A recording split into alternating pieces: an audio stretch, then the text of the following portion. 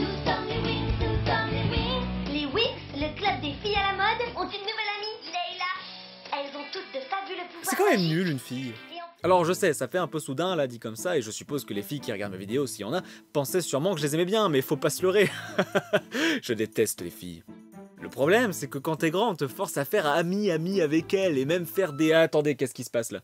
Je ne suis pas seul.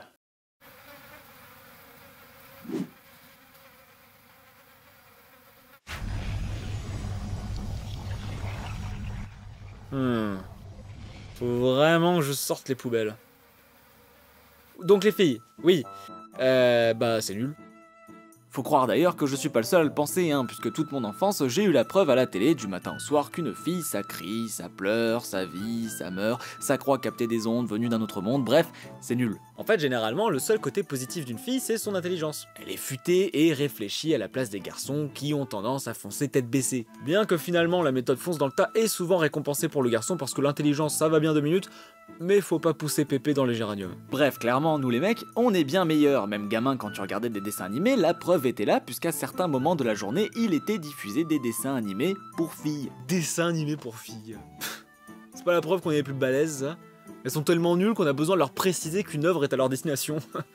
Les connes. Enfin, pas si connes, puisqu'à force d'avoir aussi peu de programmes à leur destination, elles ont fini par s'intéresser à ce qui nous intéressait. Et ça, c'est non. Mais pour les producteurs, c'est un grand oui. Vous êtes en train de me dire que les petites filles préfèrent regarder des dessins animés plutôt que des feuilletons débiles avec leur maman? Bah c'est exactement ça, hein. Après on va pas les forcer à ne pas regarder la télé non plus, hein. Ah bah ça non, on serait con.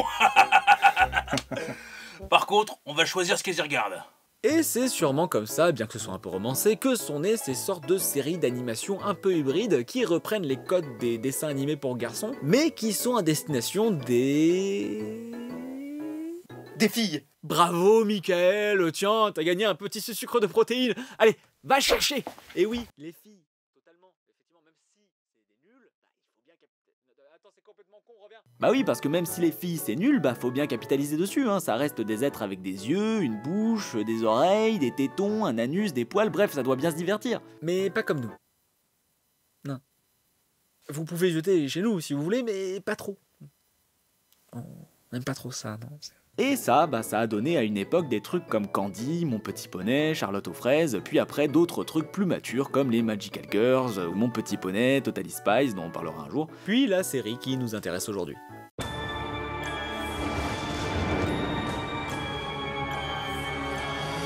Pouvoir magique secret pour 5 amis désormais, élus pour sauver le monde.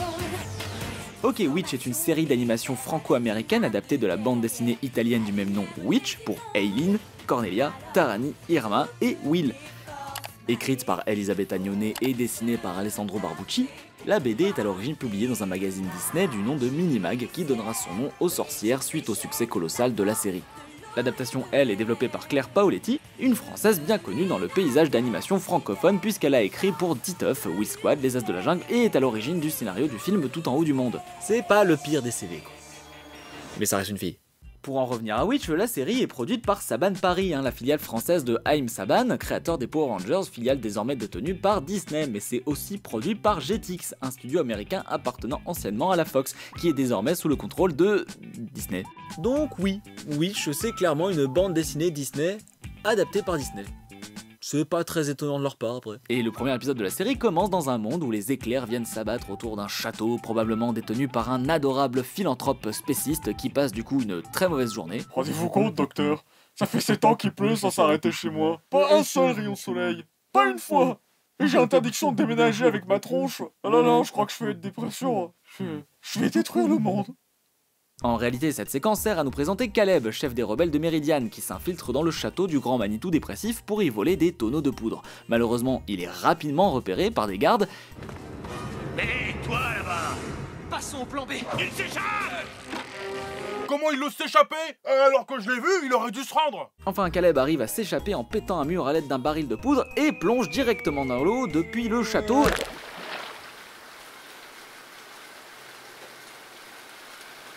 Caleb? Non, en réalité, Caleb survit et s'échappe avec Aldarn tout en laissant derrière eux les tonneaux de poudre volés. Oui, c'était clairement un échec, cette mission d'infiltration. Je sais pas si c'était la meilleure manière de présenter un personnage. Moi, c'est Caleb. Je suis beau, séduisant et intrépide. Caleb. Je mène la résistance de Méridiane face au terrible Phobos. Le meilleur dans tout ça, je n'ai pas d'âge, à part celui que vous souhaitez, mesdames. Wow. Mais surtout, le plus important, si la résistance ne mène à rien depuis plusieurs années, c'est parce que je suis vraiment très mauvais.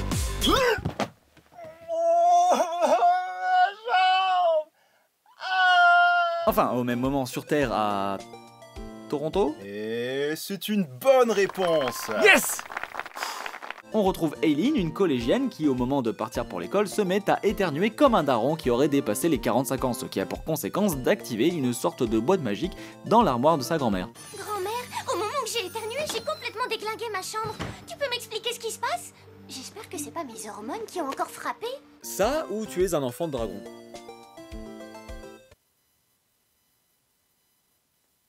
Vous avez pas joué à Skyrim? Ouais, moi non plus. Bref, la grand-mère de Aileen tente de cacher la boîte magique à sa petite fille et lui demande subtilement d'inviter ses copines à venir goûter. Mais aussi en l'hypnotisant avec ses yeux, elle lui demande d'inviter la nouvelle du collège, Will. J'ai l'impression de dire n'importe quoi depuis tout à l'heure. Allez, dépêche-toi d'y aller, Will. Et surtout, essaie de te faire de nouvelles copines aujourd'hui. Je t'ai mis plein de cookies en plus dans ton cartable. Ça t'aidera à briser la glace. Tu sais, maman, ce sont des filles, on ne les appâte pas aux cookies.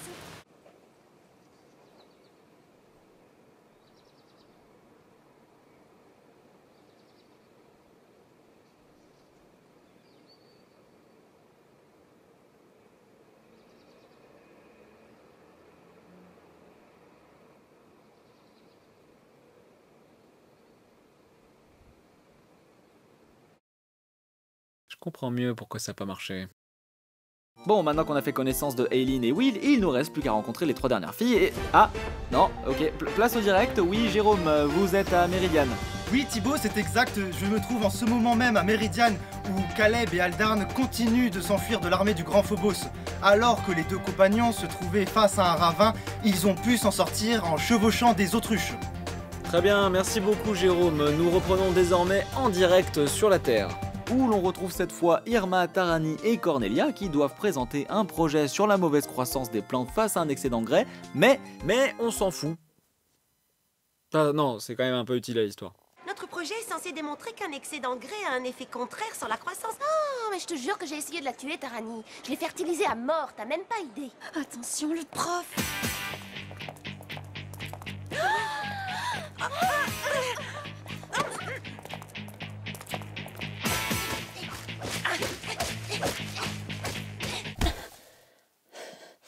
Et voilà.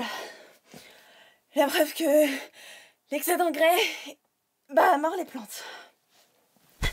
Enfin, cette séquence permet surtout de présenter les pouvoirs qui s'éveillent de Cornelia, mais aussi ceux d'Irma, sans qu'elle ne puisse expliquer le pourquoi du comment. D'ailleurs, autant Cornelia, je comprends que ça puisse se déclencher, je veux dire, elle contrôle la terre, elle est à côté d'une plante, la fertilité, tout ça, ok, je veux bien. Autant Irma... D'accord, Will, Alors lui, tu vois, c'est Uria, mais surtout ne le calcule pas. D'ailleurs, le calcul et lui, ça fait 2. Je suis sûre qu'un jour, il va finir par retourner à l'eau comme un pauvre tétard. T'as vu? Hier, je me suis pris une douche vers 15h30. À peu près. Bref, suite à cette séquence, les filles se rendent au fameux goûter chez Aileen où... Ah, attendez, place au direct, Jérôme, vous êtes du coup au château du Grand Méchant, c'est ça? Oui Thibaut, en effet, ici au château du sorcier maléfique, les tensions montent après l'échec de la capture du chef des rebelles. D'après nos dernières informations, le Grand Phobos souhaite changer de stratégie et aurait demandé à son homme de main, ou plutôt son serpent de main, de s'en charger lui-même. D'accord. Merci Jérôme, très bien, on vous retrouve dès que vous avez plus d'informations, voilà. Nous, on retourne sur Terre pour retrouver les filles qui se font leur fameux goûter. Qu'est-ce qu'il y a dans cette boîte, grand-mère? Attendez un peu, je vais vous le montrer. Mais avant, je vais vous raconter une histoire qui, j'en suis persuadée, va prendre un sens tout particulier pour vous 5.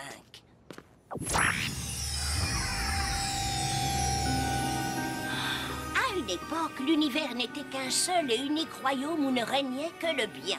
Mais le mal commença rapidement à s'implanter. Une muraille fut rapidement créée pour isoler au mieux le monde maléfique qu'on appelle Méridiane. Sans la protection de cette muraille, tous ces autres mondes, y compris le nôtre, la Terre, courent un grave danger.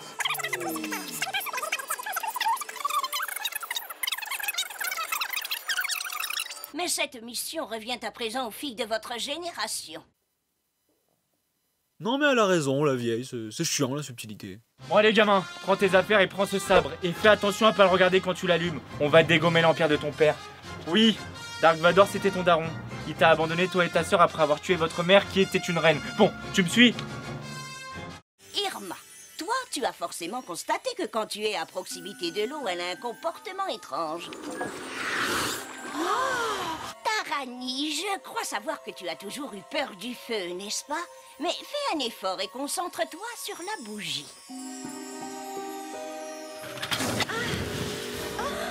Toi, ma petite Eileen, souviens-toi, tu as été surprise ce matin du pouvoir que tu avais sur l'air.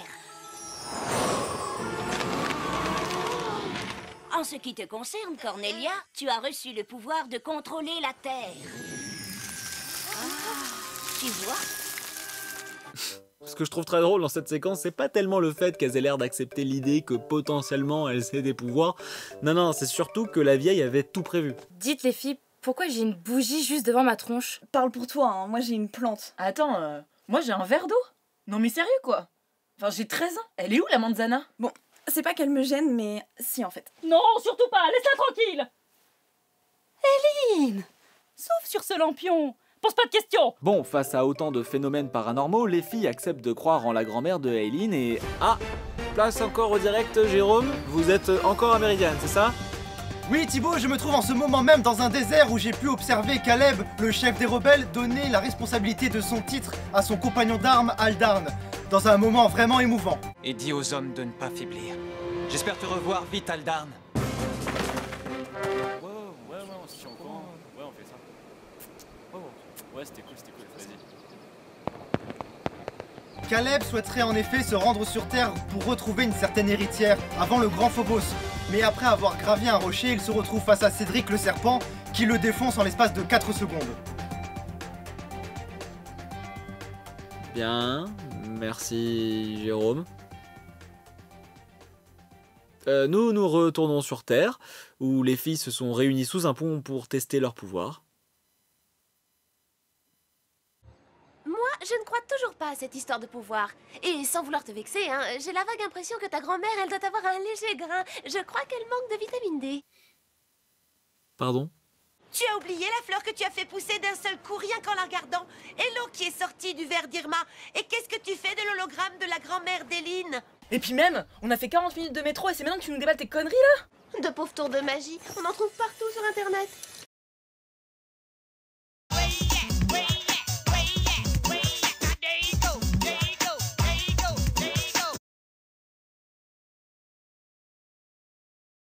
Non mais elle a sûrement raison.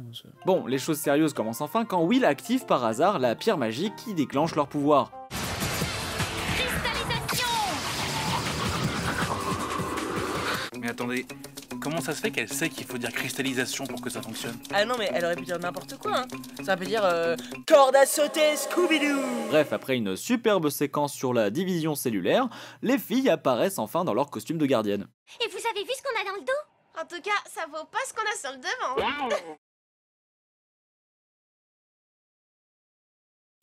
Bertrand, t'es viré. Mais on a des ailes, on a des petites ailes. Alors ça, tu vois, ça m'étonnerait, parce que si c'était vraiment des ailes, quand on fait ça, on devrait... Oh non, c'est pas vrai. Il y en a pas une qui aurait un appareil photo ou un de ces téléphones. Attendez, la caméra existe? Vous voulez dire qu'il y a une équipe technique qui les filme là? C'est... Non. Allez, dis le texte. Ok, effectivement, pardon. C'est... oui. Bon, par contre, faites attention les cocottes, faudrait pas qu'on vous voit voler. Ah là là, chérie, ce début d'année est pas simple au boulot. Je suis vraiment content de partir en vacances. J'en ai besoin.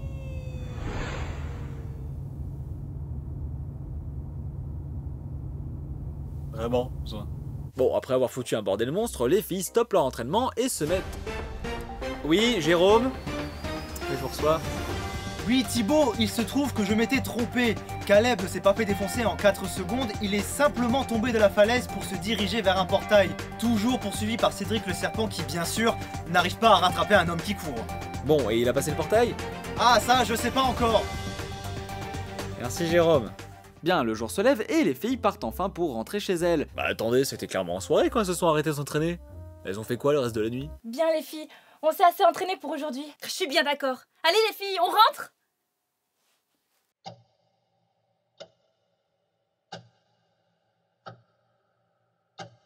Bref, alors qu'elles rentrent enfin chez elles, un portail s'ouvre juste devant Eileen qui...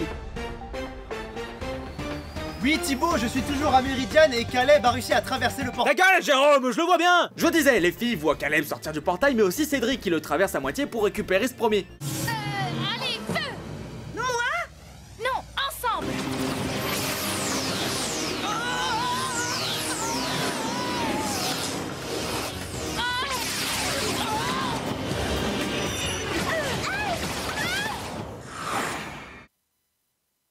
Y'a rien qui va dans cette séquence. Non mais sérieux, entre Cédric qui prend sa vie pour retraverser le portail, les filles qui découvrent d'elles-mêmes qu'elles peuvent joindre leurs forces pour créer des éclairs. Waouh! Vous avez vu? En me visant, on a créé des éclairs ensemble! Vous saviez que ça allait faire ça? Oui, on le savait, hein. Qu'est-ce que tu crois? Et puis Cornelia qui met toute la faute sur Will. Je le crois pas, Will, tu l'as perdu! C'est ce machin vert qui vient de le bouffer! Super. Qui sait? On aurait peut-être pu sauver le monde en un seul épisode. Du genre fermer le portail sur le serpent et le couper en deux. Hop! Un gros méchant en moins. Mais non, il a fallu que tu sois nul à chier, Will. Non et surtout elles ont aucune idée de qui c'était là. Je veux dire, elles sont au courant qu'il y a un chef de la rébellion et un méchant sorcier. Mais là, pour dire qui est qui entre le jeune bellâtre et le monstre serpent, bon on est clairement sur du délit faciès quoi. Tiens, il ressemblait à ça. Ah, Lord Cédric. Lord, bah je me demande bien quelle tête a le prince charmant là. Ah oui, ça c'est du portrait robot, elle a même pris le temps de dessiner les tâches. Bref, la grand-mère en profite pour leur faire la morale sur l'esprit d'équipe. Et la suite au prochain épisode. Ouais, l'épisode 1 se termine là. Alors en réalité l'épisode 2 est une sorte de deuxième partie du pilote, qui justement répond à cette fin de premier épisode où les filles ont vécu une défaite. C'est dommage, j'aurais adoré que ce soit l'exemple type d'un épisode de la série, et que tous ceux d'après soient exactement pareils et que du coup finissent tous mal. C'est la série déprimante. Enfin, pour le jeu, on va considérer qu'on vient de voir le pilote, et c'est nul. Bon, d'abord parce que c'est pour filles, clairement, ça se sent dans les personnages présentés, dans leurs habits, dans leurs cheveux, dans leurs relations. C'est clairement pour filles, et ça c'est parce que les personnages principaux sont des filles.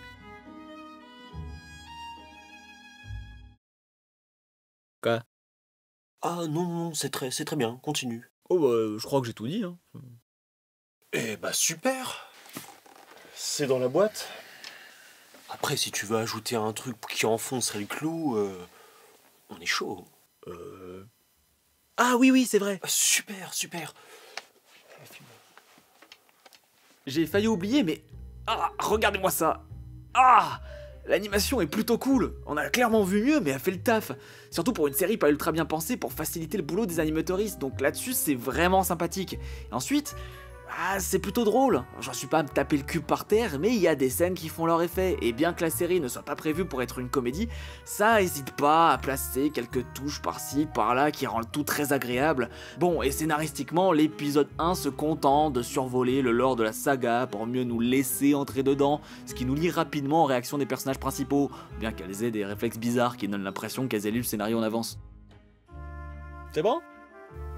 Je suis pas certain d'avoir tout compris, mais oui, c'est bon. Au pire, pour atténuer, tu peux rajouter un truc gentil dessus. Un truc gentil? Attendez, c'est pas simple. Tellement c'est nul. Comme une fille. Oh oui, elles sont nulles, on sait. Ah si. Bon, malgré tout ce que j'ai pu dire, il faut admettre que ce premier épisode possède une narration vraiment mal foutue qui alterne entre les moments sur Terre avec les filles et ceux sur Méridiane avec Caleb, où il s'y passe clairement pas grand chose, ce qui donne l'impression que des producteurs trouvaient ça chiant qu'on voit pas assez de garçons dans l'épisode, surtout que pendant que les filles font les maladroites à tester leur pouvoir, bah lui il se bat, s'enfuit et se sacrifie. Il y en a un qui est clairement plus dans l'action que les autres. J'ai pas compris. Bah Caleb.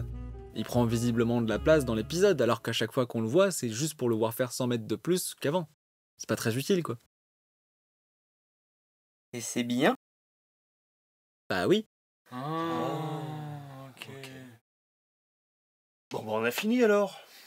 Allez, coupez. Clap de fin. Qu'est-ce que...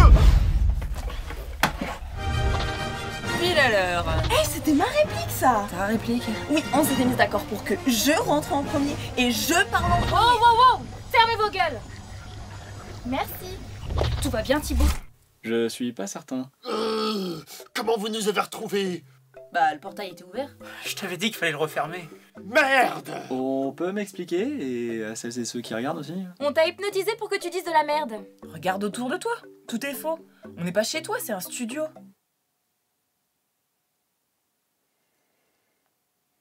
Je me disais que j'entendais beaucoup moins les voitures. Mais c'est qui eux alors? Vous voulez dire que c'est le grand méchant Phobos? Et le serpent Cédric? Et... un cocker? Non, juste d'énormes mascus. De merde. Des mascus? Je les trouve plutôt sympas, non? Enfin, regardez, ils ont l'air tout gentils avec leurs petites bouilles là. Et puis pourquoi ils voudraient me radicaliser? Je veux dire, je suis blanc, dépressif, célibataire et complètement frustré. J'ai pas le profil. Ils t'ont forcé à refaire le même épisode que Totally Spies, sur le moment où t'avoues dire des conneries. Et avec tes 200 millions d'abonnés, le message se serait propagé partout, ça aurait été un raz-de-marée. Et on aurait pu y arriver si vous nous auriez pas empêché, bande de grosses...